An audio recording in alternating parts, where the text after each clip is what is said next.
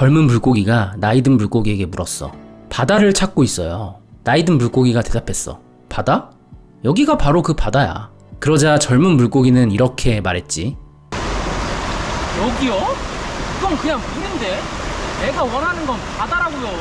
영감 수업. 사실 내가 그토록 원하던 삶은 바로 지금 여기에 있는데 우리도 저 젊은 물고기처럼 바다를 바다로 보지 못하고 있는 건 아닐까요? 이걸 단순히 비유로만 생각하지 않았으면 좋겠습니다. 저를 포함한 대부분의 우리는 놓치고 있거든요. 지금 충분히 누리고 있는 이 특별한 삶을. 오우, 뭔가 오그라들어. 도시 한복판에 이런 광고가 달린 적이 있죠. Yesterday you said tomorrow. 어제 너는 말했다 내일 할 거라고. 미루지 말고 지금 해라 라는 행동을 강조하는 의미였겠지만 저는 조금 다르게 다가오더라고요. 모든 건 지금이구나. 원하는 삶은 내일이 아니라 오늘 이곳에 있구나. 여기가 바다구나.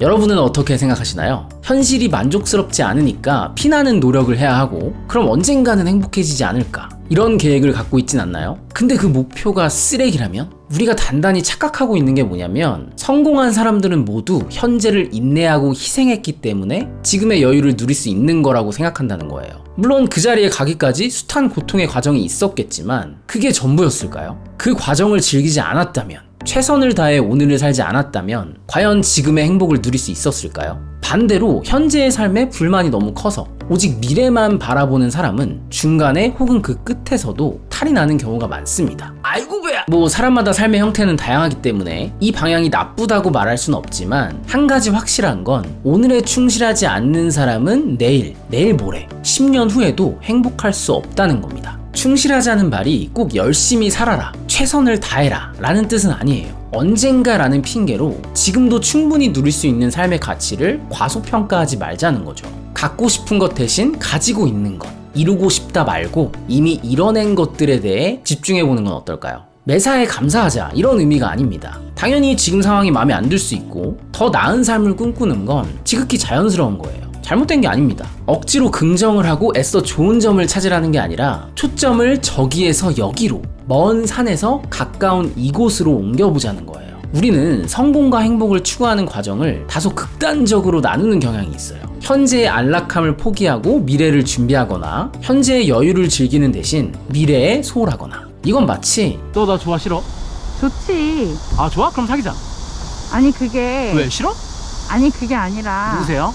저 아세요? 이런 거랑 똑같은 거예요. 지금 내 삶에 만족하고 있다고 해서 그게 꼭 게으르고 안주하는 건 아니잖아요? 꿈이 크고 거창하기 때문에 잠을 좀 덜 자는 게 현재의 행복을 놓치는 거라고 생각하시나요? 제가 하고 싶은 말은 그 중간도 있다는 거예요. 당신의 성향과 상황에 맞게 조율해 나갈 수 있다는 거죠. 지난 시간에도 말했지만 라이프 스타일이라는 건 남을 흉내내는 게 아니라 내 취향을 존중해주는 과정을 의미하는 겁니다. 그리고 그 과정은 미래가 아니라 현재, 지금, 여기 이 순간에 있다는 거예요. 한강뷰를 가진 널찍한 집은 아직 없지만 언제든 그곳에 가서 시원한 바람을 만끽할 수는 있습니다. 여자친구가 없는 현실 대신에 다양한 사람들을 만나고 추억을 쌓아갈 수 있어요. 당장은 디자이너라는 꿈이 멀게만 느껴지겠지만 곧 마스터피스로 기억될 그 작품을 지금 그려볼 수는 있거든요. 영화 같은 얘기라고 생각하신다면 당신은 지금 미래에 살고 있는 겁니다. 이곳이 바다라는 걸 알고 즐기는 마음으로 오늘을 살면 머지않아 더 좋은 것들이 내 삶을 채워나가기 시작할 거예요.